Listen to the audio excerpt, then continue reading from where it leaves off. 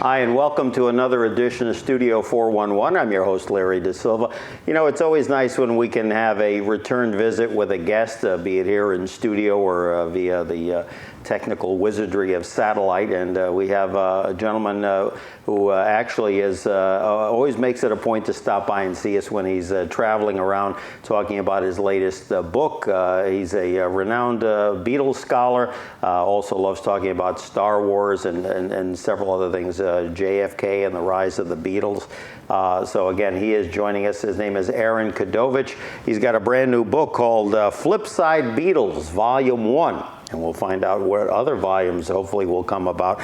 And the nice thing about this is you see what looks like kind of a replica of the old Beatles Apple label. This is Beatles Band of the 60s, Volume 1, and then nothing up my sleeve, voila. If you flip it over, you have what used to be, I think for the most part, pretty universal, the half-carved flip side on an old 45 Children, which some of you may not know what I'm talking about, but this would be the flip side of an LP or an album. And the back side of the book deals with Ringo Starr, a section called Starr Time, a celebration of Ringo. And again, as you can see, I'll kind of give you a little hint here. You see how the pages are again for you to read. And then if you flip it over so that you now have, again, another magic trick. And then there you go. Then there's hearing all about Ringo and his influences and contributions with probably as many would say, one of the greatest bands in music history. So we have him here with us, joining us again, Aaron Krerowicz. Aaron, well, nice of you to stop by and bring this magic trick. Well, thank you, and thank you very much for having me yet again. Absolutely, absolutely. And remind me again before I forget your website, again, for more information. Certainly, yeah, it's just flipsidebeatles.com. Excellent, excellent. So again, as we said, the book, or I should say it's really two books almost encompassed in one. How did the idea for the book come about? Sure, yeah. So my background is as a composer and as a music theorist. And so my approach to this band is a musical one, musically analytical one. And most Beatles experts are experts in the history and the biography of the band. Who did what, where, why, when, how, all that kind of stuff. And that's absolutely fascinating. But it's not music. History and music are different things, and it struck me that there's not enough musical consideration for this band. What makes the Beatles special is the music, and yet all the books that are out there deal with history. And so I decided to analyze the music in my presentations. The book then is a transcript of two of those presentations. So as you mentioned earlier, the A side is the most popular one I have. It's called the Beatles Band of the 60s. It's an overview of this band. We started in 1960. We go year by year, album by album, through their breakup in 1970. And then the B side, you flip it over and you get the B side, and that's a transcript of another one of my programs called Starr Time, a celebration of Ringo. And Ringo, as I say in the introduction, Ringo Starr gets no love. In fact, he just released a new album called Give More Love, yeah, which I had no idea, but those are the first words of the book. Ringo Starr gets no love because so many people that I've talked to say, you know, he was the luckiest man in the history of music, that he got to be with John, Paul, and George. And I even had one guy email me and say, Ringo's the luckiest guy, so I've always considered George Martin to be the fourth Beatle. You know, there's all this talk about who's the fifth Beatle. Sure. Well, this guy considers George Martin the fourth Beatle, not Ringo to be the fourth Beatle. And so I said, you know what? I need to give Ringo his due here. And so the B-side contains four parts. It looks first at his personality, because I believe it was Ringo's personality more than his actual drumming that's responsible for kicking Pete Best out and bringing Ringo in. Second is his drumming, and I look a lot at his drumming, the different beats that he uses, and the way he will reinforce song structure by changing his beats. So when you go from a verse to a bridge, you know, he'll change the way the patterns that he does. Third, looks at his abilities as a singer. Ringo typically gets one song per album. That's not entirely true. He doesn't sing anything on A Hard Day's Night, but in general, he gets one song per album. So I go through all the songs that Ringo sings with the Beatles. Fourth and finally are his songwriting. So songs that Ringo contributed to the writing or wrote entirely on his own. So I look at those four things all as a way to say, look how much Ringo contributed to the biggest rock band of all time. There you go. And we'll talk a little bit more about that flip side, side B, in a little bit. First, we're going to spend on the first half, or the A side of the book, Beatles Band of the 60s, to touch base on what you were saying before. In my opinion, again, and it was only towards the latter end, when I hear Fifth Beatle, the kind of popular culture one was in the early days. They said, oh, Murray the K was the fifth Beatle, okay, you know, because he used to be a disc jockey back in the early 60s. I think there's about 7 fifth Beatles. Yeah, my cousin Brucey, you know, Bruce Morrow, who, God bless us, is still around on satellite radio, and so many others. To me, the fifth Beatle, even though it was towards from like 68 on, was Billy Preston. I mean, if you hear contributions there, others might say even Eric Clapton, although that was very minimal in the great scheme of things. Others would say, like you said, George Martin, because George, I think the reason it was a well-oiled machine wasn't because, well, they listened to everything Little Richard, the Everly Brothers did, Buddy Holly. No, these were, you know, it's like a rough diamond. It had to be polished, and George Martin, in my opinion, was just the guy to do it. Absolutely, and he had classical training and extensive experience as a musician before he ever even met the Beatles. None of the Beatles had formal training. I think Paul and George took a few weeks of guitar lessons, and that was the extent of their formal musical education. What they had instead was Hamburg in the early 60s, and so that's where the book starts, is their trip to Hamburg in 1960, and that is the equivalent of their education.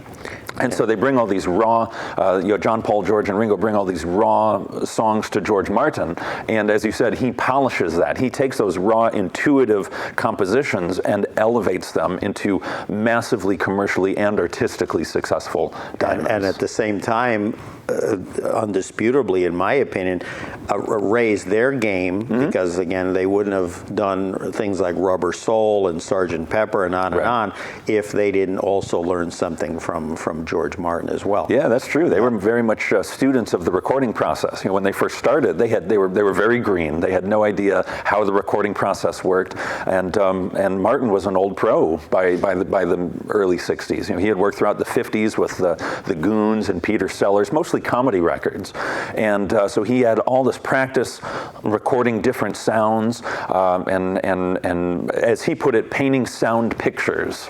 And so when the Beatles come and they ask him things like, well, can we do like tape loops on Tomorrow Never Knows on Revolver? George says, yeah, sure, we can do that. You know, I've done this before, or done something similar in the past. So I'm gonna take what I learned before I met the Beatles and apply it to the Beatles. And it's that combination, you know, the band itself and the producer George Martin that I think goes a long way to making the Beatles the Beatles. And in some ways too, I'll also throw in that I think not raised his game, because he was, to me, I thought, a thorough professional on so many levels for the reason you mentioned. But there was one story you tell in the book about, I'm going to say it was either during Magical Mystery Tour or Sgt. Pepper, where John, or I think it was John, asked him to do something, and he was like, at first stymied, like, how am I going to do this? And it wasn't 100% perfect, like a perfect cut, like on either an editing block or however they used to do that, like we did in radio back in the day. But the thing was,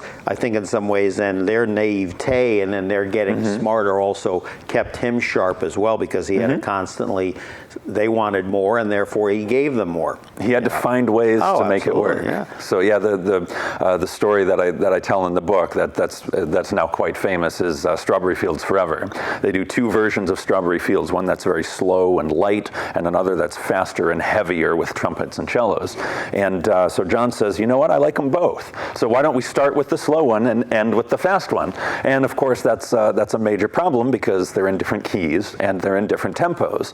And had George Martin made that edit that Lennon asked him to do without compensating for both tempo and tonality, the edit would have been brutal. You know, if you listen to it, I have a Beatles minute video that plays what it would have sounded like had he made the straight edit. And it's very obvious. The whole point of editing, of course, is to hide the edit. So if a piece of music sounds edited, then it's a bad edit. And it's a testament to George Martin and his skill as a producer that he found a way to make it work. And the solution is what's known as varispeed. So when you're playing when you're using analog recording methods, which is to say tape as opposed to digital, like is now the standard, you can speed up the pitch. And instead of playing back at normal speed, if you play it faster, if you speed up the playback, it raises the pitch and quickens the tempo. And then for the slow version, that's what they did. Rather than play it back at normal speed, they turned it up. And then for the fast version, instead of play that at normal speed, they turn it down, and that lowers the pitch and slows the tempo. And it's the biggest coincidence in the entire Beatles chronicle that the two of them met perfectly halfway in between. Wasn't planned, just so happened that it worked out, and that's what we hear. Something tells me we'll call it the drug culture that was going on at that point. I don't think a lot of folks were really noticing that, but obviously folks that. Which became apparent later on with that whole "is Paul is dead" controversy. I think we talked about that the last time you were here. I mean, they were like, scrutinizing every sound. I mean, why is this played backwards? Why is this sound the way it is? Why does that photo? There's a crack in one of the letters. That means something Beatle as opposed to it's remarkable, and it's all. I think my own opinion. It's all just all happenstance. I don't think there's a second Paul running around it. Right. If he is, he's doing quite well for himself.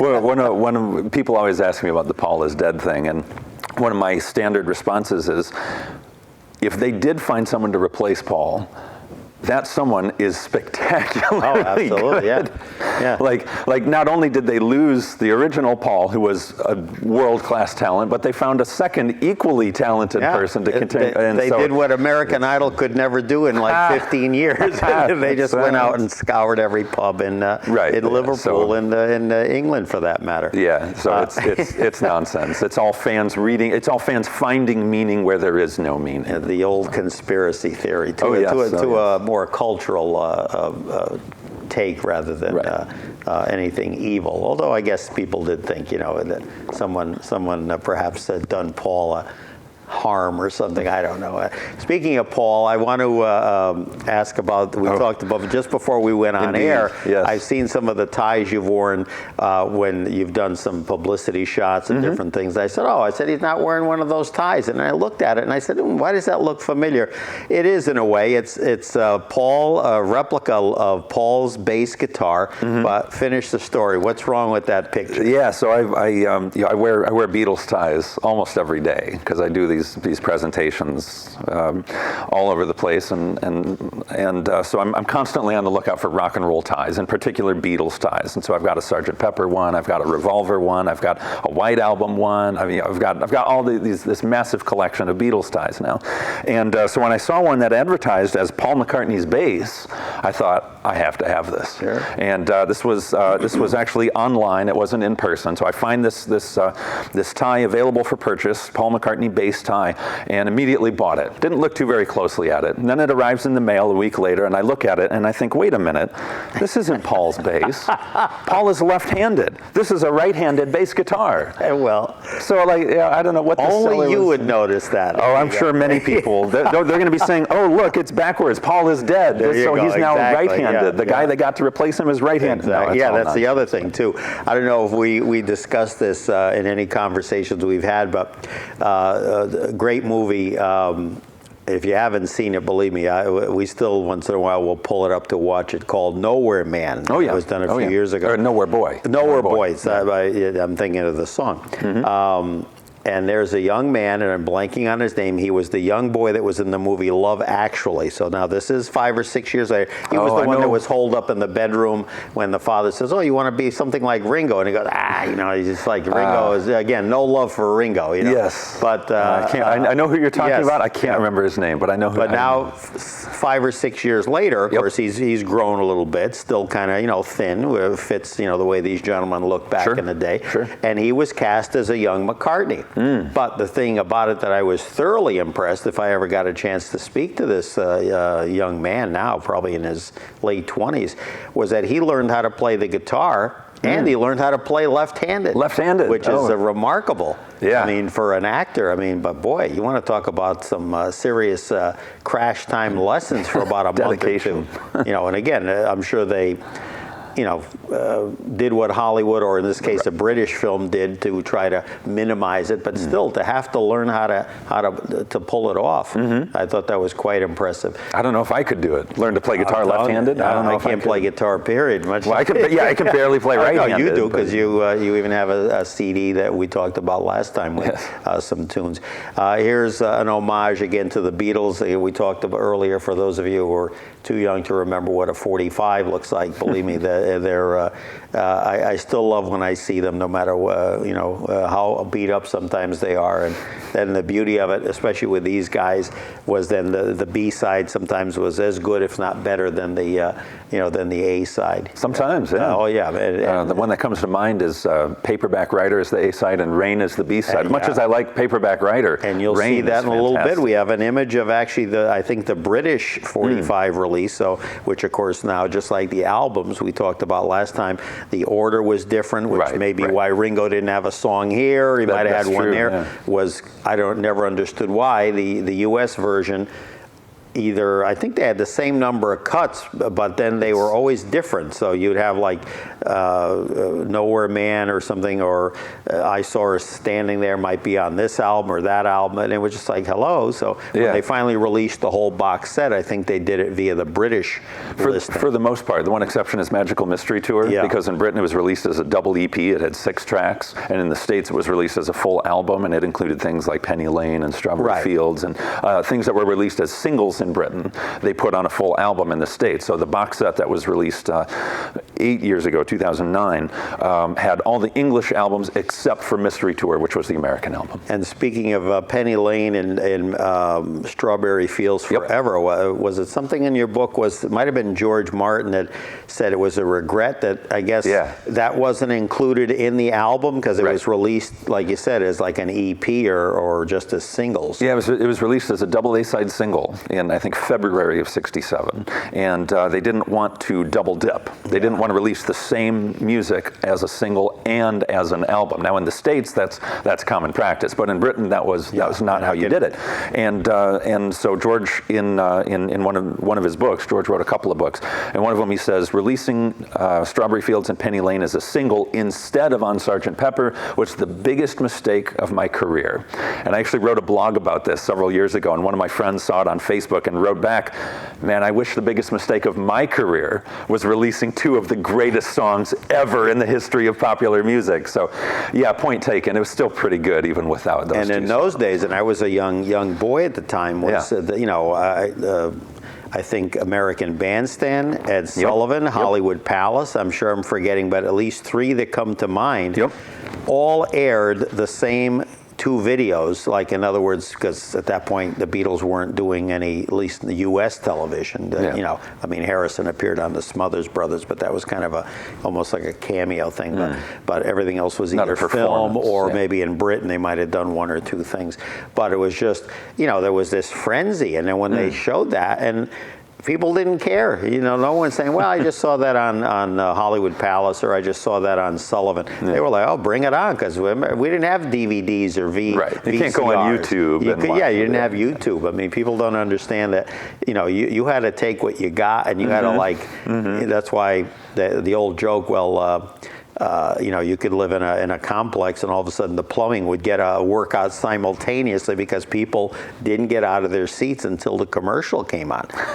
Now we just watch on demand, and we just pause live TV. Live TV, resume. Sure. I was going to say the only thing with on demand is they're smart. They don't let you fast forward. But anyway, Aaron Krerowicz, author, Beatles scholar, joining us here for the hour on Studio 411. Side Beatles, Volume 1, Beatles Band of the 60s. And a little bit later, we'll be talking about the flip side, which is Starr Time, a celebration of Ringo.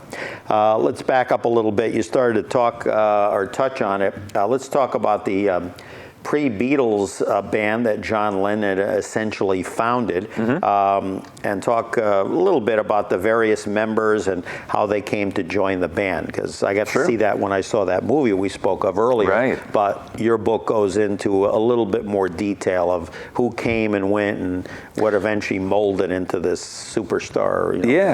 So a couple of days ago, after one of my talks, someone asked me, why is it John, Paul, George, and Ringo. Why not Ringo and Paul and John and George, or any other permutation of that? Why is it John, Paul, George, and Ringo? And part of the answer, I think, is because that's the order in which they joined the band. So John founds in either late 56 or early 57. No one's really quite sure when the band was actually started. It's not the kind of thing that they wrote down because no one thought that they'd be going anywhere. But anyway, late 56 or early 57, John starts a band with his buddies at Quarrybank Grammar School, and they call themselves the Quarrymen because of the school. And so Paul joins, let's see, they meet, it was July 5th, 57 is when John and Paul meet for the first time, and so John invites Paul to join the band. And then the following February 58 is when George joins. George was a buddy of Paul's, and so when Paul joins the band, he tells John, hey, I've got this buddy George Harrison, you should audition him in your band too. And so George joins.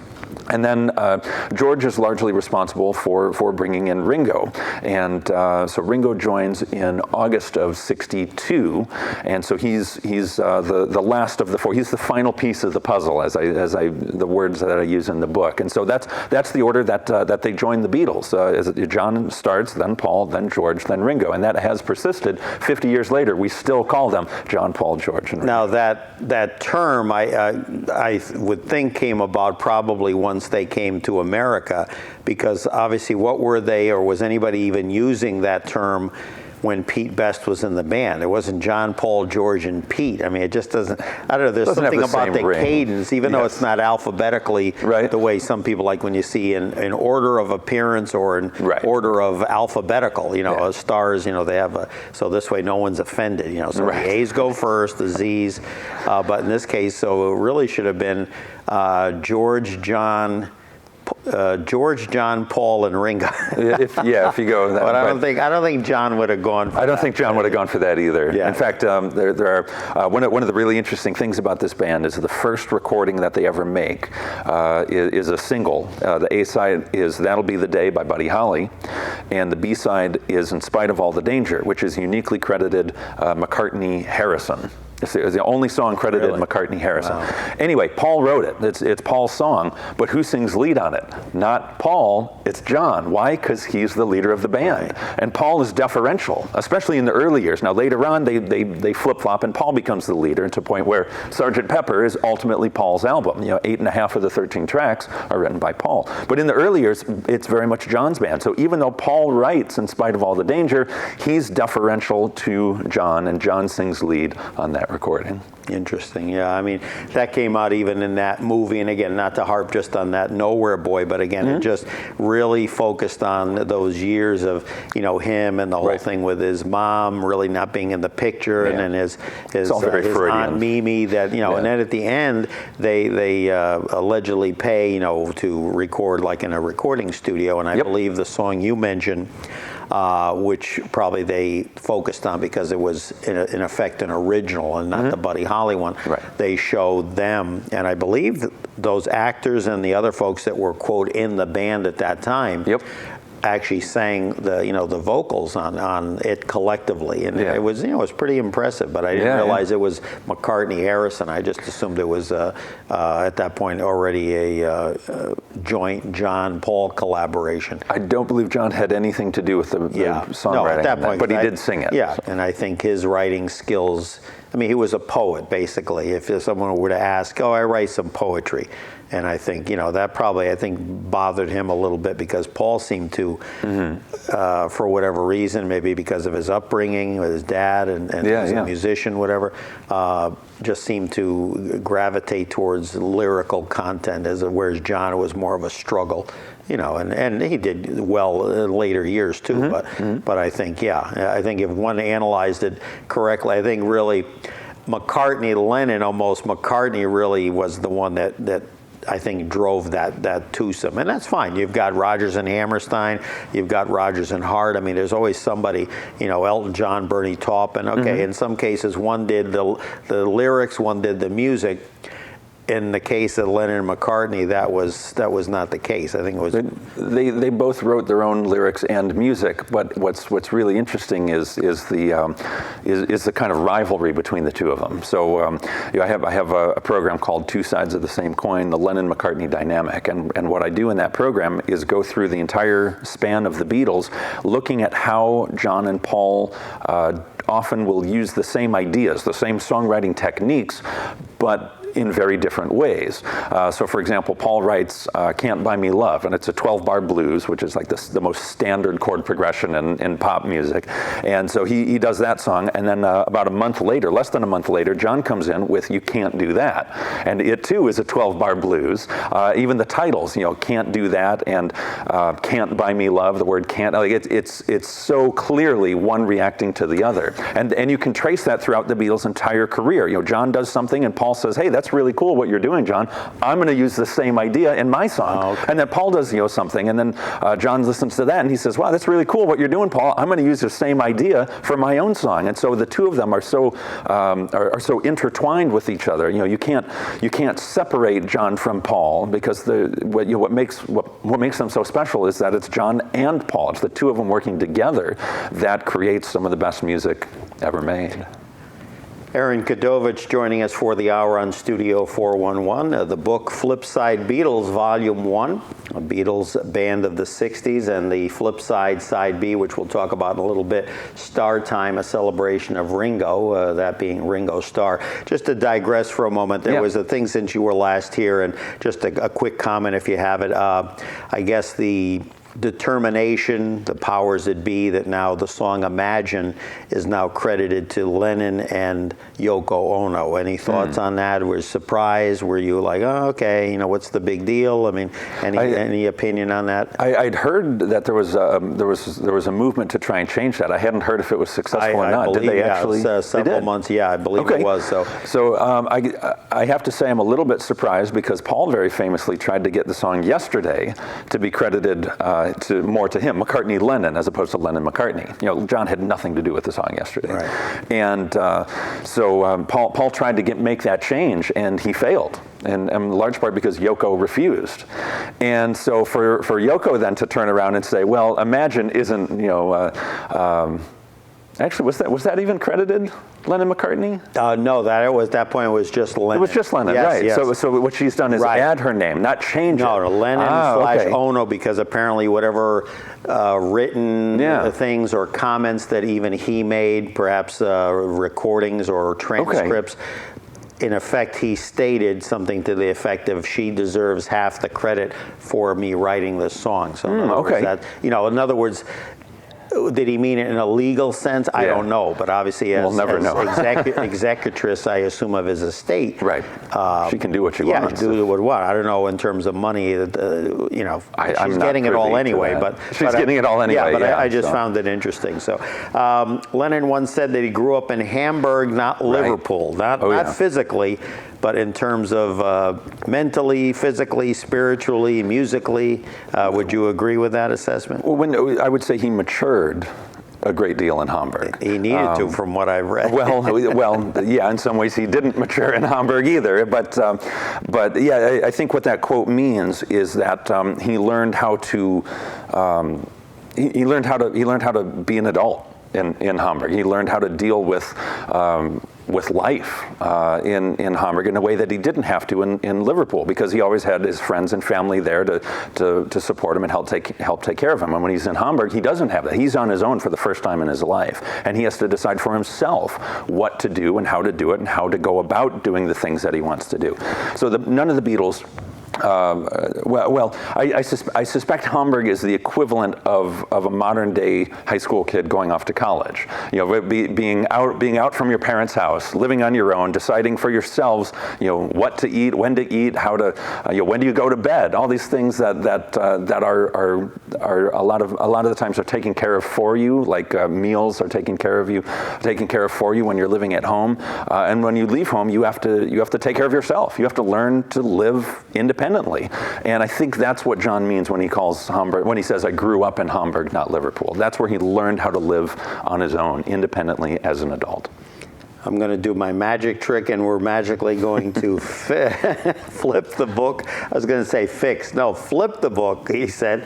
And we're going to talk a little bit about Mr. Starr, Ringo. Oh, yes. There we go. And there he is, looking dazed and confused. Natural or unnatural, I don't know. But anyway, of course, Ringo, always been a favorite of mine. I think for the reasons, always you thought of him as the underdog. I didn't. The most homely. Yeah, and I mean, even in his post-Beatle recording career, his first album, I think, was called Sentimental Journey. Yeah, it was a bunch of songs, nothing, I don't think, written by him, but it was a bunch of songs, kind of like Paul, what they were all raised on, songs that were probably standards in the 30s, 40s, 50s. And I think he once said something about he recorded the album because these were songs that his mom liked. Mm-hmm. So, yeah. And that fits perfectly with what Ringo is all about. Yeah, and it wasn't necessarily, a big blockbuster success, but I just remember that was something he wanted to do. And then the first song that caught my eye, or ear, I should say, was actually, I think, his second big single.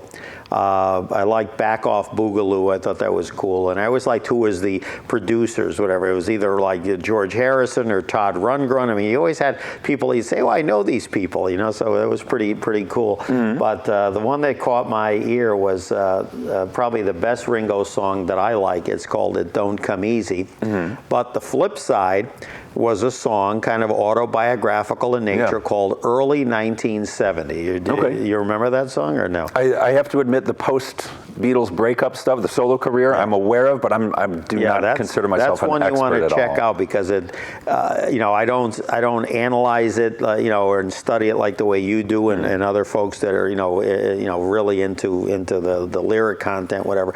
But apparently the song does kind of vaguely or, deal with the kind of leading up to the breakup, in early 70. And frankly, some will say by 69, it pretty much we're over and done with. I mean, you talk about, I think in the book, an interview that was like 1 or 2 word answers. I think it was in April that year that McCartney did it. I mean, at that point, it was pretty much dead on arrival as far as I was concerned. No touring, nope. No records, nope. I mean, it was just basically.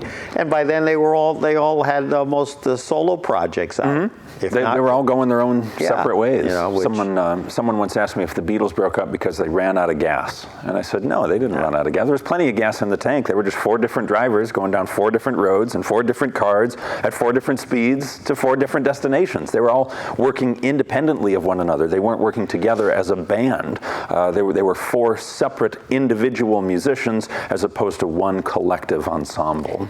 Now, in the book on Ringo, Starr Time, you break it down into 4 categories: personality, his drumming, as a singer, again, singer with the Beatles. Although, again, he certainly has had 40 plus years, nearly 50 years as a solo artist. I think 19 albums as a solo album. And as you said, I think actually we even have a shot later on of his most recent one.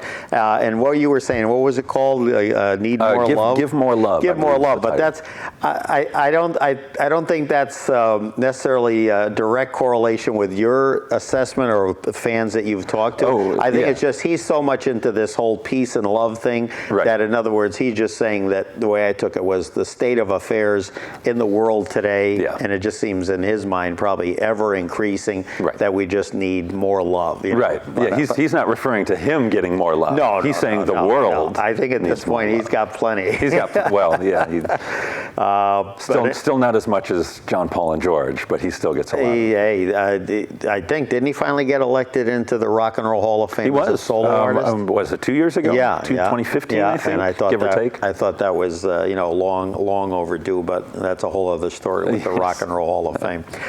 Personality, drumming, singer, and as a songwriter, and there's one of Ringo's solo efforts just to get a look at the hardware on those fingers. Yeah, right. Now, a question. Did he play the drums always with those rings on his fingers? That's a really good question. I assume he did, but I don't know that for sure. My best guess is that he did. when you were with us the last time, it was very close. It might have just come out, or I know I saw it. Yeah. The Ron Howard movie. Did you ever check that out? What did you saw think of that? I was actually in Springfield, Missouri last September when the film debuted, and there was a friend. I was doing a talk in Springfield, and one of my friends there said, "Do you want to go see the film on opening night?" And I said, "Absolutely, I want to go see the film on opening night." And so I saw it in the theater. The place was packed, and I thought the documentary did a very good job of capturing fans' emotional connection to the phenomenon. Because I consider myself a scholar. I try to be as objective as I can with my analyses. I don't want my books and my presentations to be about me. It's about the band and their music, and so I try not to get overly emotionally attached or involved in what I'm doing. Now, of course, I wouldn't spend all this time and effort doing it if I weren't emotionally attached to it. I am, but I try to minimize that because I'm trying to be objective and scholarly. And Ron Howard did not take that approach at all. He wanted to be more objective, more subjective, more emotional, and I thought he did a spectacular job of capturing that feeling. I mean, just the celebrity comments, Whoopi Goldberg, Tom Hanks, I mean, on and on and on. I mean, It was remarkable. And then the thing that I enjoyed, and I had seen it, and I honestly don't recall when that was, but probably back in the late 60s, early to mid 70s, the Shea Stadium concert, which in this case, he actually tacked on to the end. The only difference was, for those of us who had black and white sets, got to see Ed Sullivan introduce them in living color. And I thought that was pretty cool. I can understand from what you've talked about in other presentations you've done. By that time, I mean, they were lucky they could follow each other's cues. And as George elaborated, I think they were starting to feel like fearful for their safety at that point. Often, yeah. There's a famous quote from Ringo saying he couldn't hear what John, Paul, and George were playing, so the only way he could tell where the beat was to watch John's bum go up and down with the music. And so he'd watch that, and he'd play in time with. And do you know that whether you put that in my head or whatever, I actually watched it, and I've seen others like the Candlestick Park concert and a few others that are on YouTube or whatever. And I got to tell you, it's seamless. I mean, you really can't tell. I mean, they do a hell of a job. Well, they're spectacular musicians. I mean, nothing about this band matters if their music is not first rate. They were fantastic musicians. Back to Ringo here again. Personality again. Obviously, Pete Best, who appears to be a very loving guy, a very nice man, but just right down from the haircut, the whole demeanor, just. You could tell from reading your book, it just was not going to fit in with this group. Yeah, he was the obvious man out when you look at the band, when you listen to the band. He's in many ways it's a tribute to him. Like he didn't conform. He wanted to be himself. He didn't want to do the forward hair over the forehead like all the others did. He wanted to do his own style. He wanted to do his own thing, and there's something to be said for that. Yeah. But it's not what this band needed. The band needed a drummer who would match the rest of them, both in musical abilities and in physical appearance and in wit. The way that Ringo deals with the press, the way he handles himself in interviews, could hardly be more different from the way Pete handled himself. And so it's not saying Pete's a bad person or anything. No, not at all. I do think he wasn't the greatest drummer, but I don't think he was a bad drummer. Right. In George Martin's eyes, he was not technical enough for what George felt that he needed. Yes. Yeah. And I actually just got onto a bit of a YouTube debate with a guy in which he said it's unfair to judge Pete based on one bad performance. And I said, yes, you're absolutely right. That is unfair. But it's what George Martin did. Absolutely. And George Martin's decision had a profound impact on the rest of the Beatles' career. So fair or not, that's still what happened. Absolutely. Ringo, of course, had come from playing with a gentleman named Rory Storm. Rory Storm and the Hurricanes. So he was, I think in many circles, and you and I talked about this the last time you were here, there are people today, again, that believe, especially when it came to maintaining this steady beat. You know, another one like that is Mick Fleetwood with Fleetwood Mac. Okay. You know, that just, again, we're not saying he was the most, you know, Gene Krupa of the world. Right. But the thing was, for what this band needed, and Yes. frankly, and I came to appreciate it even more with the different musical analysis you do, from notes and rhythms and beats and drum, you know, patterns, that, again, the four of them plus Martin combined, he came across very good. I mean, later years, sure, he'd get up on stage and, you know, he was just doing it to get by. But the thing is, he With a can little help from drum, his and he friends. still, with a little help from his friends. As a singer, you know, I loved Act Naturally. You know, it was an old, not old, a couple of years before, a fellow Capitol Records Buck bandmate, Owens. Buck Owens, Yeah. and he did a marvelous job on that. Was the flip side of Yesterday, if I recall, here at least in the States. Yep. Yellow Submarine, you know, and stuff. But, you know, frankly, in those later years, I don't really think he got much of an opportunity. So I think at that point, he probably was itching to get out, you know. I mean, he did Octopus's Garden. Yeah, he got some chances. Like on the White Album, he sings Good Night. Yeah. That's a John song, but John gives it to Ringo because it's a lullaby. It's written for John's, let's see, then 5-year-old son, Julian. Julian was born in 63. This was 68. So he would have been 5 years old. And but rather than John sing it, he defers to Ringo. And I think the reason is because Ringo has that childlike character in his voice that is perfectly suited for a lullaby written for a child. Right. And so John could have been an egomaniac and said, "This is my song. I'm going to sing everything I wrote," kind of like he did with Paul. He's like, you wrote the song, but I'm going to take it from you because I'm the leader of the band, right? He could have done the same thing on the White Album with Good Night. He could have said, "I'm going to sing this because it's my song," but he knew that Ringo's voice was better suited to the character of that song.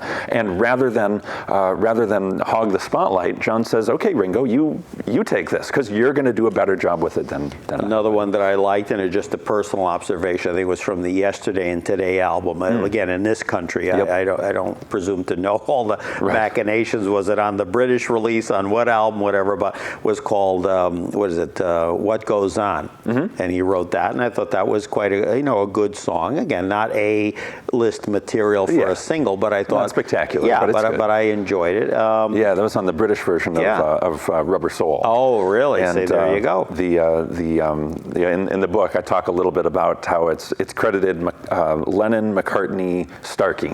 Yes. But Ringo was once asked, "How much did you contribute?" And he said about 5 words.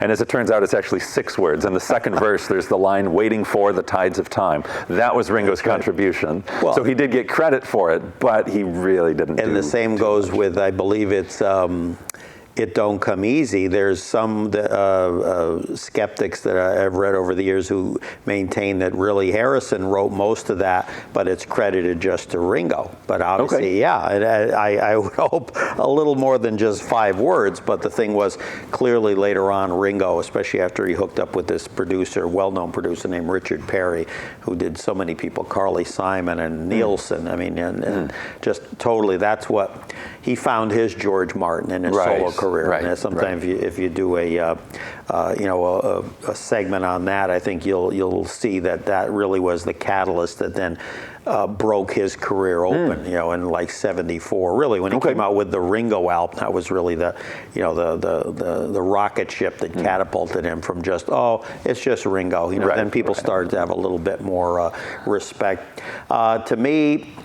Thank goodness for Yellow Submarine and with a little help from my friends, because if not for those two, then I could see where Ringo wouldn't get a lot of love. You know, I know Octopus's Garden, is another one, but the other two were, A-side singles. Those were, and he didn't write either one, but by his vocal ability, which again, I mean, Dylan is no Pavarotti, but Ringo is Ringo. Well, Dylan's a very good Dylan. Yeah. And Ringo's a very good Ringo.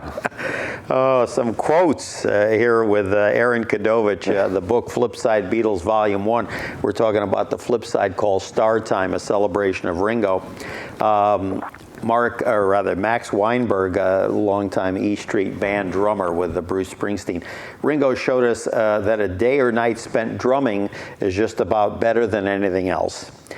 Chad Smith, Red Hot Chili Peppers, the greatest thing a drummer can contribute to a recorded song is the feel of it, and every Beatles song feels great. That to me, hands down, and I love all the comments here, just coming from a drummer, it says it all right there. That says it all right there. Absolutely. And that's why I always thought, even Lennon, again, when he said this, I don't know, Ringo is a damn good drummer. And even Martin, George Martin, Ringo is an excellent drummer. So again, excellent, probably when he compared Pete Best and Ringo. Well, it's, Ringo's not the most flashy drummer, but he's exactly what the Beatles needed.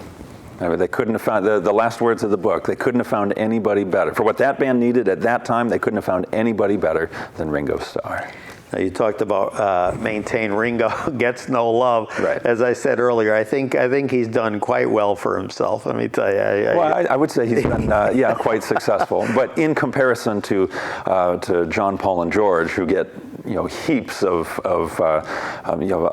consideration and accolades and all that, Ringo of the four of them, Ringo is the one who gets the least amount of love. And so I'm trying to give Ringo a little more love with the book. Absolutely. And in the book, you talked about how it's a crapshoot, like doing this show. You never know how many people are going to watch this show. You do the best you can. You show up, you put your mic on, and you do your presentation with the best guests we can find, which we always love having folks like Aaron and all the folks that join us here on the program.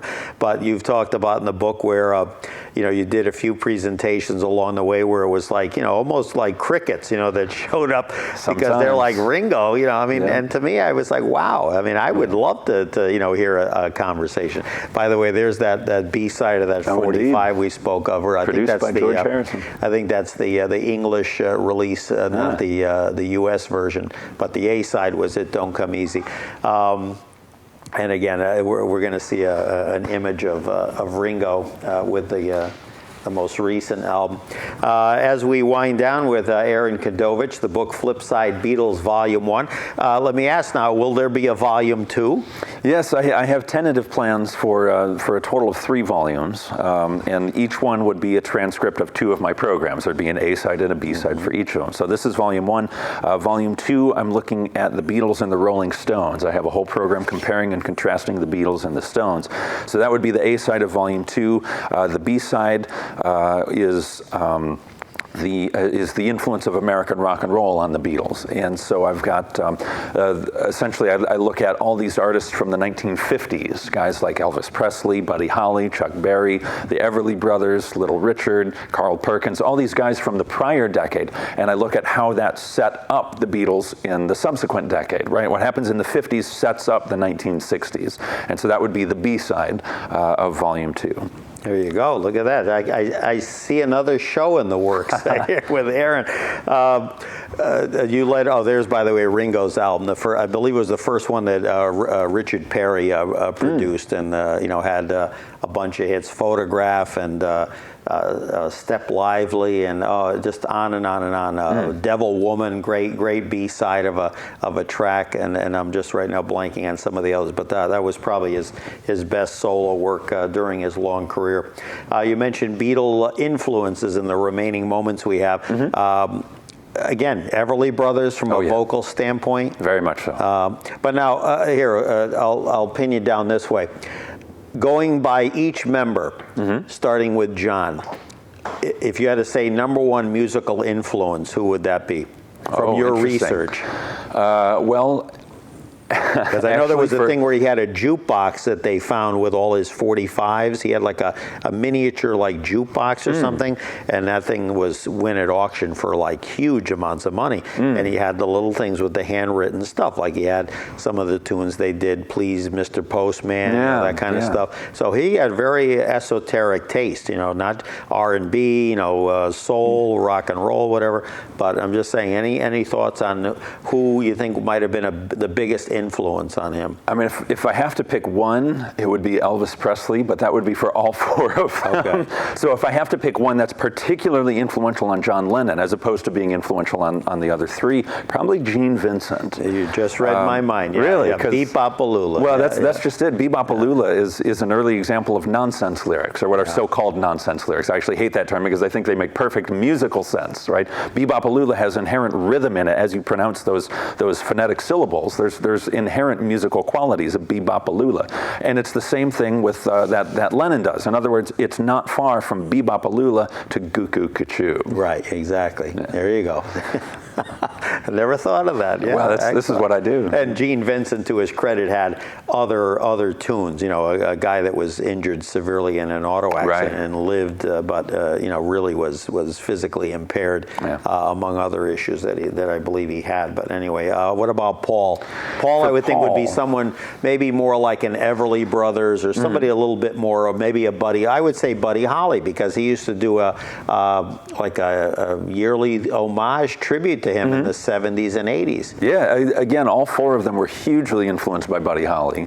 But if I have to pick one for Paul, if I have to pick one that's most influential on Paul as opposed to the other three, probably Little Richard, and particularly the singing. Yeah. There's a quote from Paul: "I could do Little Richard's voice, which is a loud screaming kind of thing, and you have to go about a foot of above your head in order to sing it." And that's what Little Richard does on songs like Lucille, Long Tall Sally. You know, he's got that hoarse, screaming style vocal delivery, and Paul mimics that on several songs. Also the falsetto, you know, one of Little Richard's trademarks is the woo that he would do on every song. And the Beatles do that too, you know, and she loves you, you know, you should be glad. Ooh, it's the same thing. They borrow it straight from Little Richard. A great B-side, as we were looking at a 45 earlier, featuring Paul, was a song he and Lennon wrote called "I'm Down," and I believe that was also in the tail end of the Ron Howard movie at Shea Stadium. If not, I saw it somewhere else. Again, they also featured clips from other things leading up to that in England and in Germany, etc. Also, I think in Scandinavia, some TV shows they did over there. But yeah, "I'm Down" is a great homage to Little Richard. For sure. It's Paul explicitly channeling Little Richard's style. Now, George, I'm going to take a crack and say Carl Perkins. That's exactly where I'm going. Because Carl just, you know, was. George is all over that. Yeah, and there in 1960, the Beatles went on a tour backing Johnny Gentle. He was the star, and the Beatles were the backing group. And so they all adopted showbiz names, stage names. And so Paul famously becomes Paul Ramon, and George becomes Carl Harrison after Carl Perkins. And that shows how much George loved Carl. One last thing on Ringo, or I should say his son. I got to see his son on several occasions with the Who.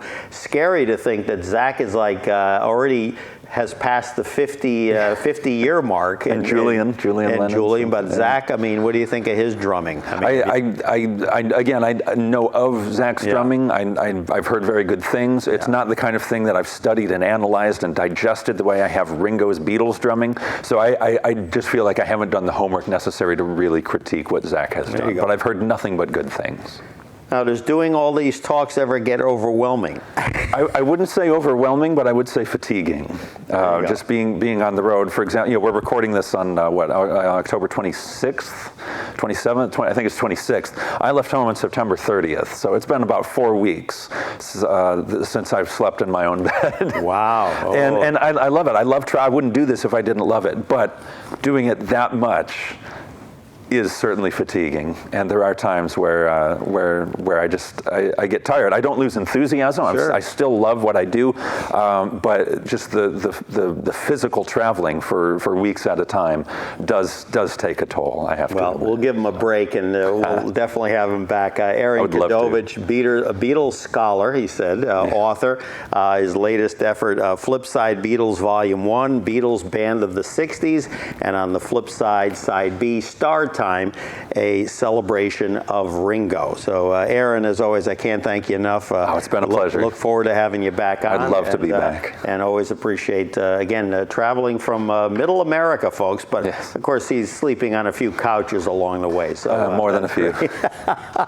All righty, we've reached the end of another episode of Studio 411. Larry Dasilva, your host. We thank you for joining us.